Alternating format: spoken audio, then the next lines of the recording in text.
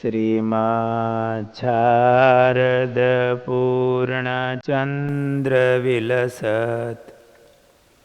સ્મેરાનનં શ્રીહરિમ તુંગે પીઠવરે સ્થિતં પરિવ્રતામ સદ્ભક્તવૃંદેર્યથા તારાભિર્વિધુમર્ચ્યમાનમુરુધા તૈશ્ચંદનેર્કૌસુમેર આરેર્શેખરપંક્તિભિશ્ચરદયે શુક્લાંબરં ચિંતયે વરણિવેશરમણીયદર્શનમ મંદહાસરુચિરાનનાંબુજમ પૂજિતાં સુરનરોત્તમેર્મુદા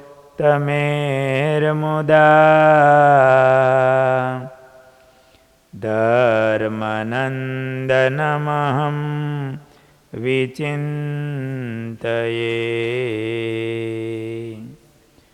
ઓમ અવતારિણે શ્રી સ્વામિનારાયણાય નમો નમઃ.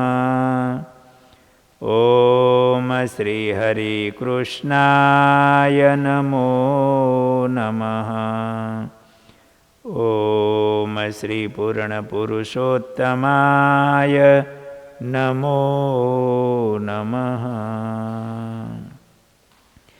બોલો સ્વામિનારાયણ ભગવાનની જય. હરિ કૃષ્ણ મહારાજની જય. ઘનશ્યામ મહારાજની જય.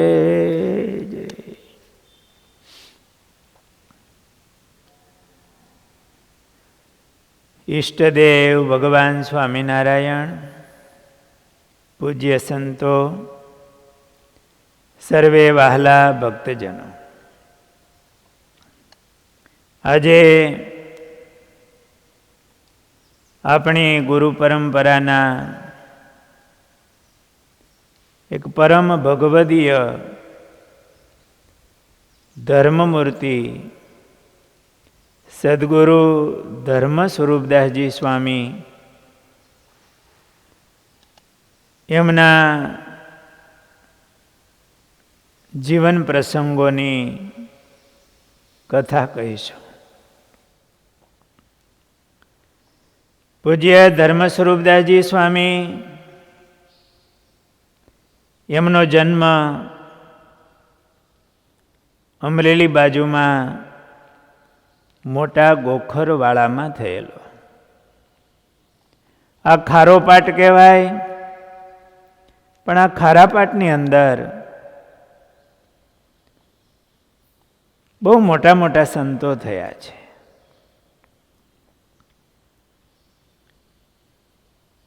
સદગુરુ યોગેશ્વરદાસજી સ્વામી,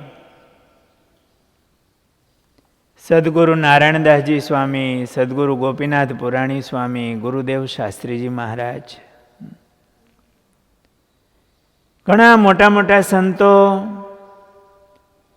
અને શ્રીજી મહારાજના વખતમાં એવા મોટા મોટા હરિભક્તો પણ આ વિસ્તારમાં થયા.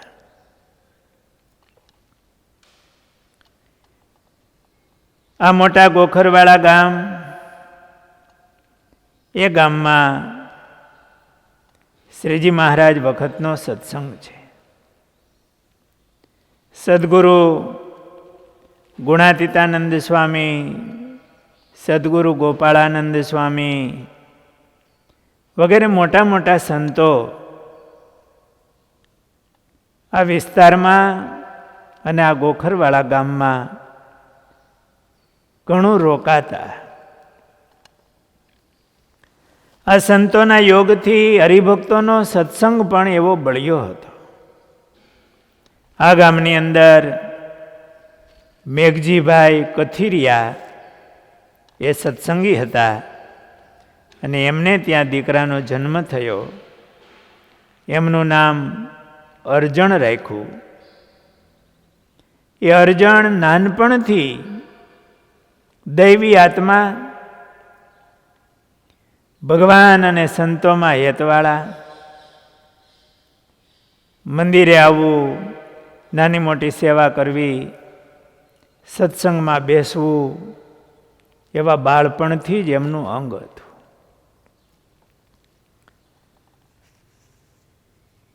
સદગુરુ ગુણાતીતાનંદ સ્વામી વારે વારે આ ગામમાં પધારતા. સ્વામીને વિશે આ અરજણને ખૂબ હેત થયેલું.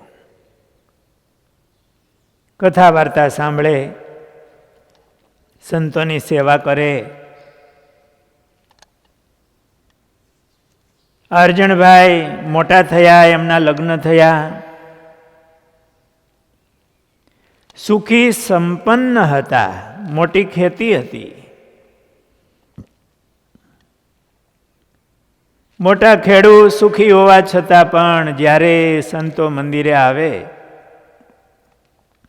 ત્યારે સંતોનો સત્સંગનો લાભ લેતા, સેવાનો લાભ લેતા. દરરોજ સવાર સાંજ મંદિરે તો આવતા હોય. એમાં એકવાર ચાતુર્માસમાં સંતો આવેલા.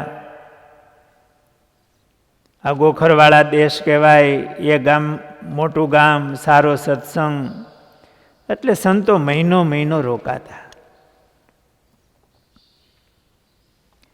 એ જૂના સમયની અંદર બહુ રજોગુણી વાતાવરણ હતું નહીં. દૈવી જીવ હોય અને સાચા સંતોનો યોગ થાય તો એમનો સત્સંગ બહુ બળિયો થઈ જતો.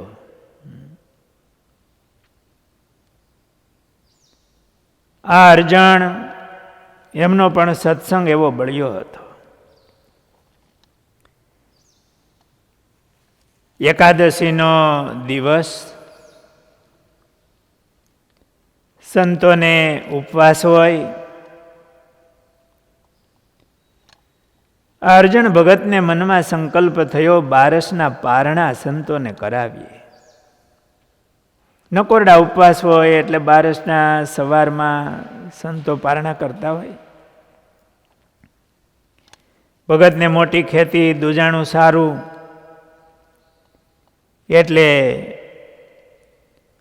સવારમાં એમ થયું કે આજે દરરોજ છાશ તો સંતો માટે જતી હોય, પણ આજે પારણા છે તો દહીં લઈ જાઓ વહેલી સવારે. દહીંનું બહુ મોટું દોણું. સવારે ભગત પૂજાપાઠ કરી અને ઘરેથી મોટું દહીંનું દોણું લઈને ચાલતા થયા. એના ઘરનાએ કીધું કે આ કઈ બાજુ દોણું લઈને જવું છે? કે આજે કાલે સંતોને ઉપવાસ હતા તો અત્યારે પારણા માટે દહીં લઈ જાઉં છું. પણ આવડું મોટું દોણું, થોડું દહીં લઈ જાઓ એમાંથી. પણ ભગતે તો આખું દોણું ઉપાડ્યું મોટું. એટલે એના ઘરનાને એમ થયું કે આજે છાશ પરશે નહીં, માખણ ઉતરશે નહીં, આખું દોણું લઈ જાય. એટલે એના ઘરના એ દોણું પકડ્યું. ભગતના હાથમાં દોણું હતું, એણે કાંઠા પકડ્યા. થોડીક આમ ખેંચાતાણ થઈ, પણ એ દોણું તો કેટલીક ઝીકઝીલે માટીનું હોય. કાંઠા રહ્યા દોણાના એના ઘરવાળા પાસે, અને ભગત દોણું લઈને આવ્યા મંદિરે.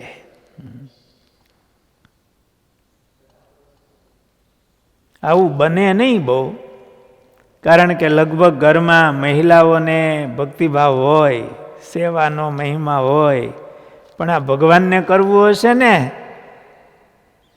આ દહીંનું માટલાનો કાંઠો તૂટ્યો નહોતો, આ સંસારના હાંડલાનો કાંઠો તૂટ્યો હતો. કોઈક એવા જીવ હોય એને કંઈક નિમિત્ત બને તો વૈરાગ્ય થાય, અને એવું નિમિત્તે કંઈક ભગવત કૃપાથી ઊભા થતા હશે. આપણા જીવનમાં કંઈક સુખ દુઃખ આવે તો આપણને સમજાય નહીં, પણ કંઈક ભગવાનના ભગતનું હિત જ ભગવાન કરતા હોય. ભગવાન જેમ રાખે ને એમ સુખી રહેતા ભગવાનના ભક્તોએ શીખવું જોઈએ. દહીંનું દોણું લઈને ભગત આવ્યા મંદિરે. સવારમાં સંતો પૂજાપાઠ કરતા હતા. મંદિરમાં આવીને દોણું મૂક્યું.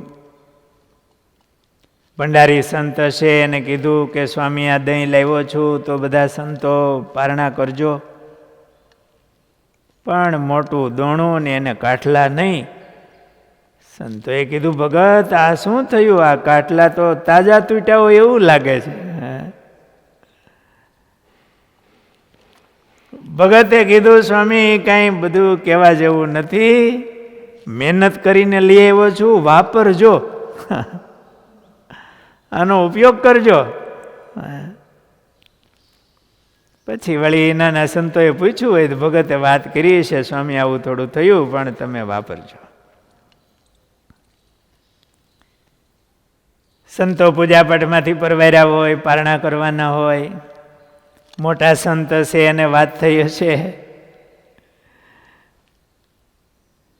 એટલે સ્વામીએ એવું કીધું કે ભગત મહેનત કરીને આ દહીં લઈ આવ્યા છે, આપણે નહીં વાપરીએ તો ભગત નારાજ થશે, અને આ વાપરશું તો એના ઘરવાળાને એમ દુઃખ થાય.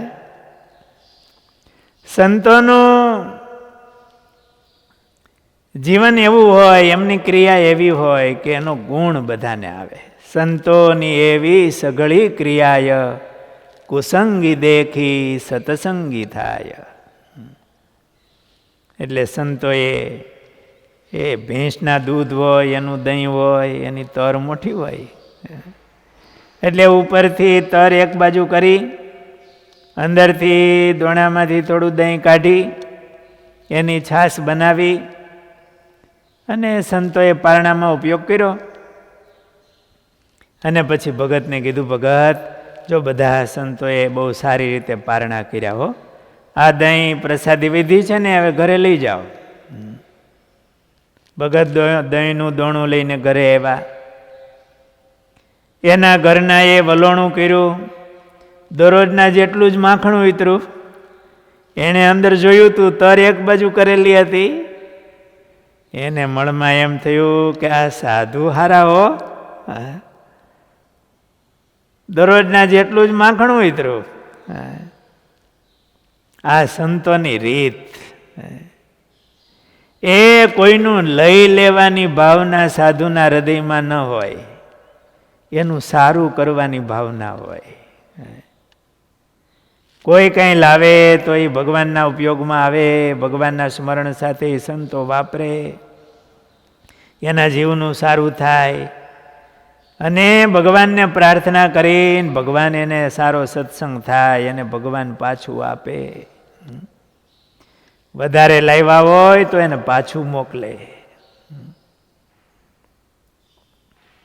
કોઈ આર્થિક સેવા કરતા હોય તો મોટા સાધુ જૂના સંતોની એવી રીત, એને કે ભાઈ તારે કેમ છે, આટલી બધી નહીં તું થોડી કર. ના સ્વામી મારે વાંધો નથી, ભલે આટલી રહી. એનો અતિ રાજીપો જુએ, અને એને તકલીફ નથી ને એનું ધ્યાન રાખે. એ હરિભગતને પોતાના મહિના હોય, એનું લઈ લેવાની ભાવના ન હોય. એ કેમ સુખી થાય, એનું કેમ સારું થાય, એવું મમત્વ હોય. એને ભગવાનના સાધુ કહેવાય. આ પવિત્ર સંતો, કદાચ એ વખતે સંતોમાં ગુણાતીતાન સ્વામી ભેળા હશે કે બાલમુકુંદાસ સ્વામી જેવા મોટા સાધુઓ કોઈ હશે. દહીં પાછું ગયું એટલે એના ઘરવાળા તો રાજી થયા. પણ અર્જણ ભગત મુમુક્ષુ હતા. એ સંતોનો સમાગમ કરતા, એનું ખેતીવાડીનું કામકાજ કરતા કરતા પણ મહારાજને સંભાળતા, ભજન કરવાનું એવું અંગ, સવાર સાંજ મંદિરે આવે અને સત્સંગનું મનન કરતા હોય. એ કોઈ મુક્તાત્મા હતા. એના મનમાં એવો વિચાર આવ્યો કે આપણે રાત્રિ દિવસ મહેનત કરીએ, આ ખેતીના કામકાજ કરીએ, પરિવારના સભ્યોનું આપણે પોષણ કરીએ, એને માટે રાતને દી મહેનત કરી અને ભગવાન માટે, એક ભગવાનના જીવના વાલા હગા એવા ભગવાનના સાધુ, એને માટે થોડું દહીં આપવું હોય તો એમાં આડા આવે? તો આ સંસારમાં રહીને શું છે? આવો માનવ દેહ મળ્યો છે, એને ઘસીને અહીંયા ચડાવી દેવો? એના કરતાં તો આ શરીરથી ભગવાનની સેવા કરું, ભગવાનના સાધુની સેવા કરું, મારા જીવનું કામ થઈ જાય. મારા આત્માને ભગવાને આવું સરસ દેહ, ઇન્દ્રિયો, અંતઃકરણ આપ્યા છે, તો આને હું માટે ભગવાન માટે વાપરું, એની સેવામાં વાપરું. આખી જિંદગી આમની પાછળ મહેનત કરીને આપીએ અને એને આટલોય ભગવાનનો કોઈ સંબંધ નહીં, અથવા તો એમાંય આડા આવે, આપણા જીવનું સારું થાય એમાં આડા આવે. માટે આમાં રહીને શું છે? અંતરમાંથી એવો વિચાર ઉઠ્યો અને આ એક દહીંના માટલાએ એનું સંસારનું હાંડલું ફોડી નાખ્યું. એના હૃદયમાં વૈરાગ્ય પ્રગટ થયો. એમના પિતાશ્રીને વાત કરી, સાધુ થવું છે.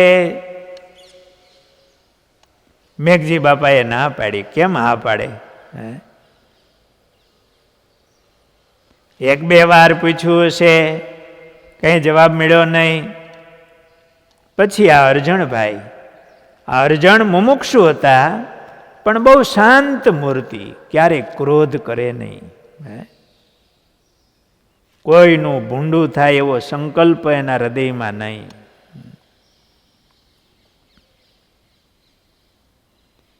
પણ અંતરનો વૈરાગ્ય હતો. એટલે એકવાર ઘરેથી નીકળી અને જુનાગઢ ગુણાતીતાનંદ સ્વામીની પાસે આવ્યા. સ્વામી ભગતને ઓળખે. સ્વામી રાજી થયા કે આવો ભગત, કે એવું કીધું છે ગુણાતીતાનંદ સ્વામીએ. પગે લાગ્યા, સ્વામીએ માથે હાથ મૂક્યો. કેમ ભગત આવવાનું થયું? એટલે વાત કરી, સ્વામી મારે સાધુ થવું છે, સેવા કરવી છે. સ્વામી કે સારું. ત્યાં 2-4 દિવસ થયા એટલે એમના પિતાશ્રી મેઘજીભાઈ એ જુનાગઢ આવ્યા. એમને તો ખ્યાલ જ હોય કે સાધુ થવાનું કહેતો હતો તો જુનાગઢ ગયો હશે. મેઘજીભાઈ પણ હરિભગત હતા. એકાદ દિવસ ત્યાં રોકાય, સ્વામીને વાત કરી અને અરજણને લઈને ગોખરવાળા આવ્યા. આ અરજણ પણ એવા શાંત હતા. વળી 2-4-5 દિવસ રોકાય અને નીકળી ગયા. પાછા જુનાગઢ આવ્યા. એમ 4 વખત બાપા જુનાગઢ આવે, અરજણને લઈ જાય. આ 4થી વખત લઈને આવ્યા ગોખરવાળા. આ મહારાજનું ભજન સેવા કરે. બધા ના પાડે, સાધુ થવાની, આવો કમાવ દીકરો, સ્વભાવ સારો. એટલે અરજણને મનમાં એમ થયું કે હું ડાયો થઈને રહીશ ને તો કાંઈ રજા મળશે નહીં. એટલે એકવાર વહેલી સવારે ઉઠી કોદાળી કે ત્રિકમ ને કોઈ કેર લઈ અને એને ઘરની ઓસરીમાં ઉંબરા પાસે મીંડા ખોદવા. તો બધા વહેલી સવારે ઉતા હશે ને આ મીંડા ખોદવા, અવાજ તો આવે ને, ઓસરીમાં મીંડા ખોદવા. પેલા મકાનમાં નીચે ગાય હતી અને બરોબર ઉમરા પાસે જ ઘરના, રેણ ઘરના ઉમરા પાસે. હવે જાગી ગયેલા શું કરશો? પણ કોઈનું સાંભળે જ નહીં, એને ખોદવાનું ચાલુ જ રાખ્યું. હા, જુવાની ઉંમર, ખેતીના કામ કર્યા હોય, એ તો મીંડા ખાડો કરવા. ત્યાં તો આજુબાજુના વળી કાકા કે જે હોય બીજા ત્રીજા બધા ભેગા થઈ ગયા.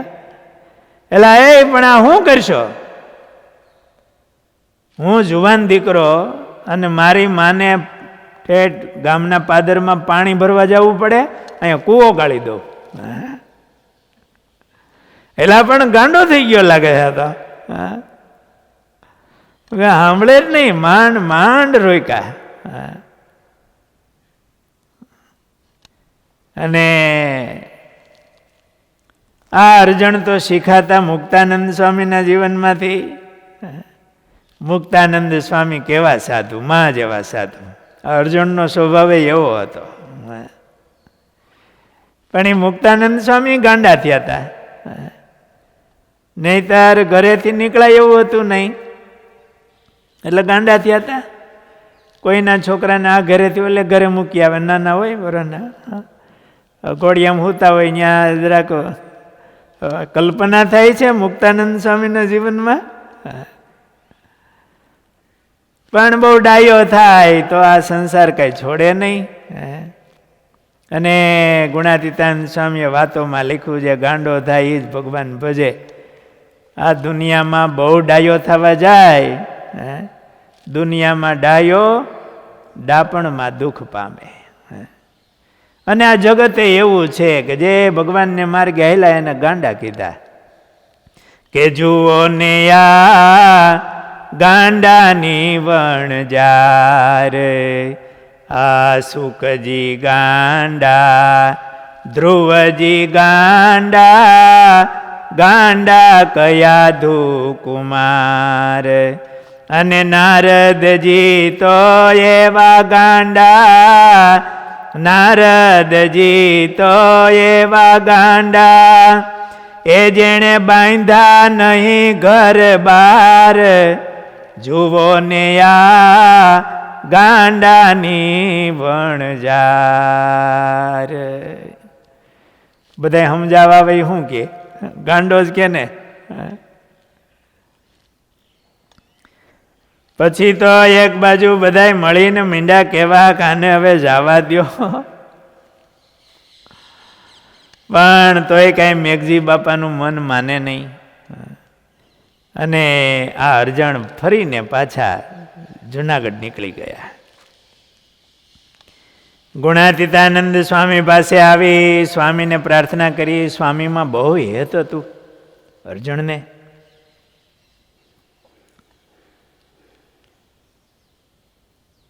સ્વામીને પ્રાર્થના કરી, સ્વામી હવે મને તો ત્યાં જરાય ફાવતું નથી, અને સ્વામી આપના વિના, સંતો વિના મને હવે ત્યાં ફાવતું નથી, દયા કરો છો. સ્વામી કે સારું, મહારાજ સારું કરશે. ત્યાંના બાપા પાછા મેઘજીભાઈ આવી ગયા. અને ગુણાતીતાનંદ સ્વામીએ પણ થોડું કીધું, ભગત આ જીવ મુમુક્ષુ છે, આટલો દાખલો કરે છે, અને તમે રાજી થઈને રજા આપો તો સારું. પણ સ્વામી એના લગ્ન થઈ ગયા છે, આ જુવાન ઉંમર,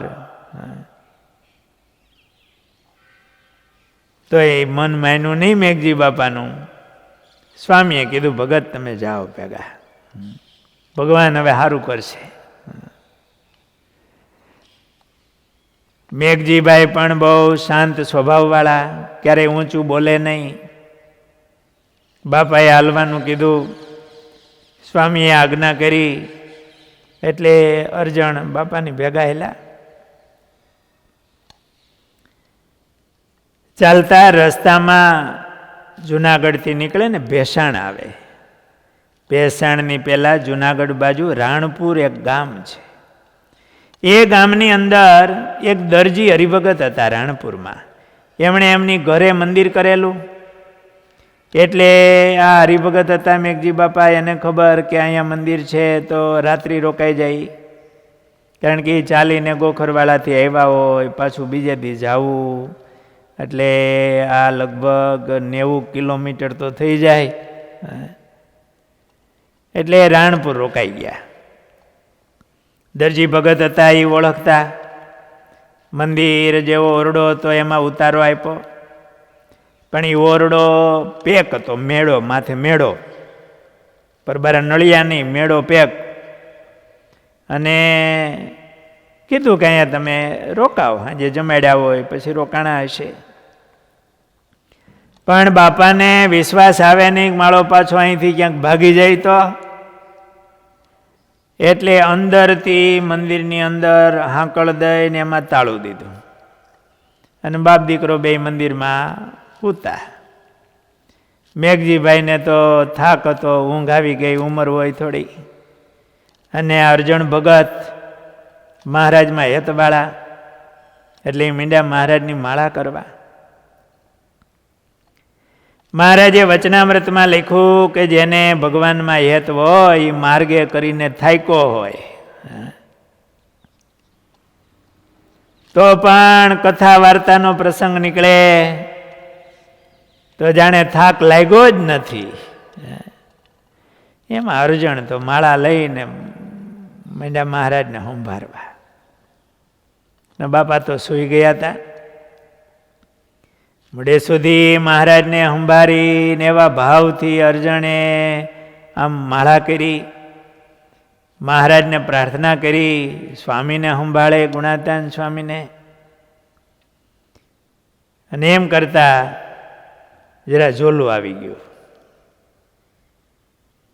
અને સ્વપ્નમાં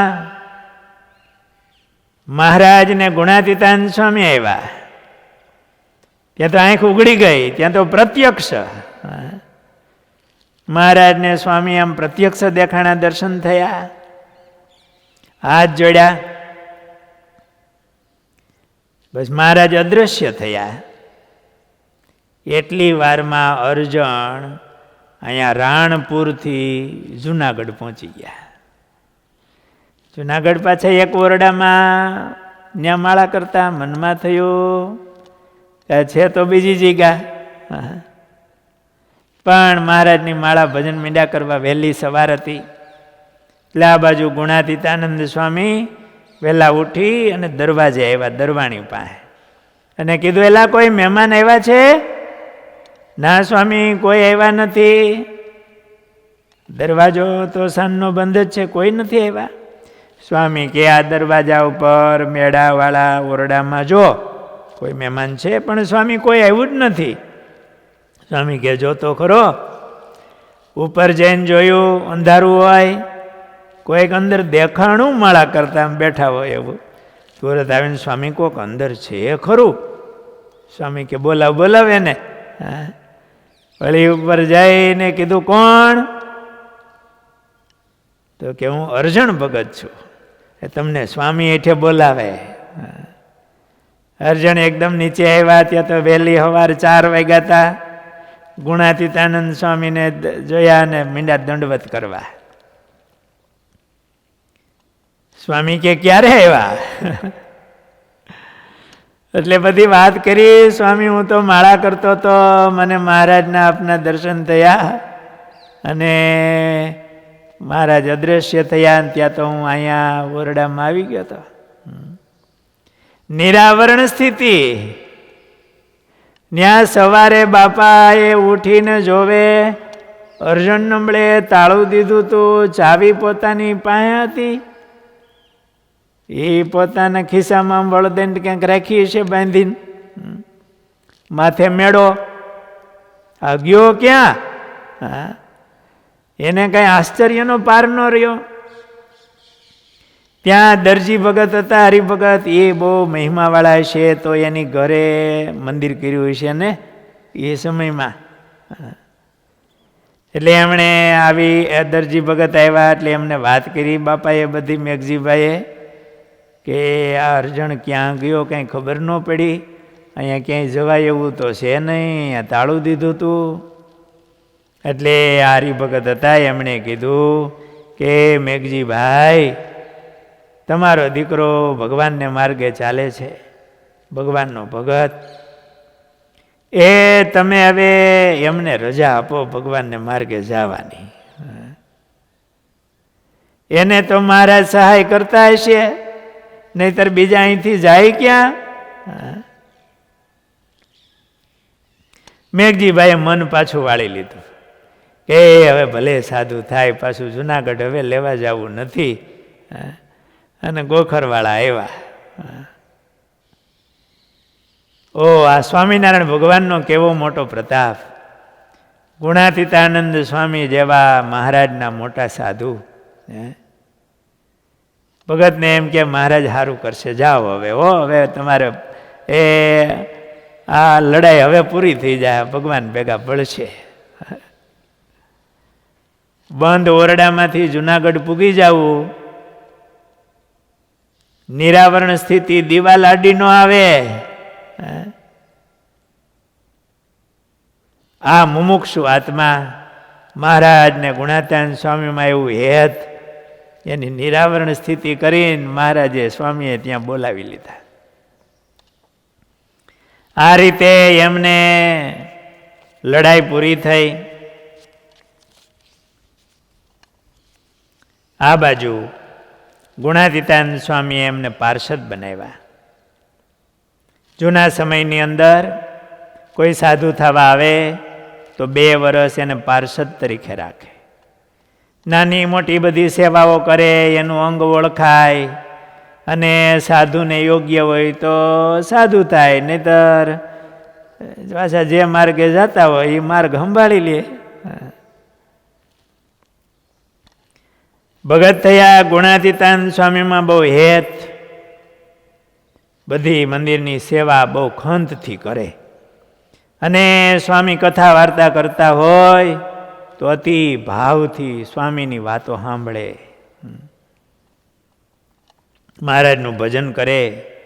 એ વખતે મંદિરોમાં બધી સેવા સંતો અને ભક્તો જાતે કરતા.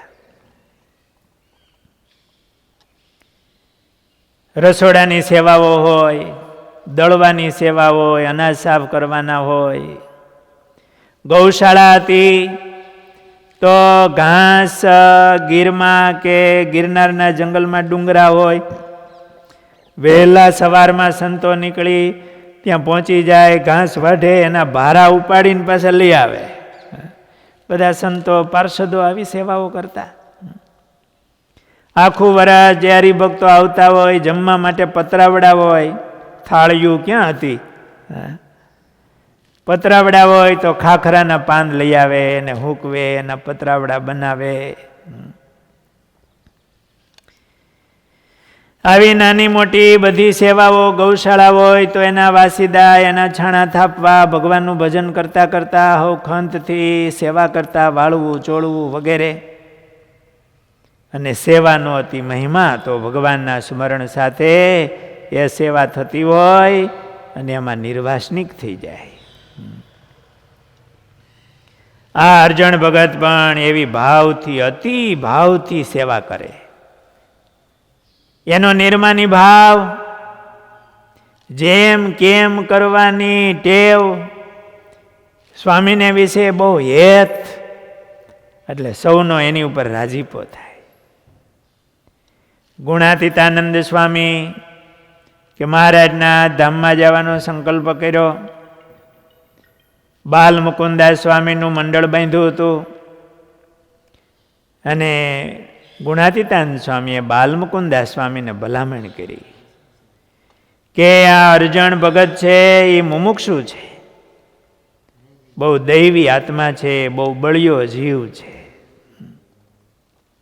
તમે એમને દીક્ષા અપાવજો અને તમારા મંડળમાં તમારી ભેળા એને રાખજો. આવું ગુણાતીતાનંદ સ્વામીએ બાલ મુકુદાસ સ્વામીને ભલામણ કરી. અને પછી ગુણાતીતાનંદ સ્વામી મહારાજના ધામમાં ગયા. બાલ મુકુદાસજી સ્વામીએ ભગવત પ્રસાદજી મહારાજ પાસે દીક્ષા અપાવી અને ધર્મ સ્વરૂપદાસજી સ્વામી નામ પાડ્યું. બોલો સ્વામિનારાયણ ભગવાનની જય.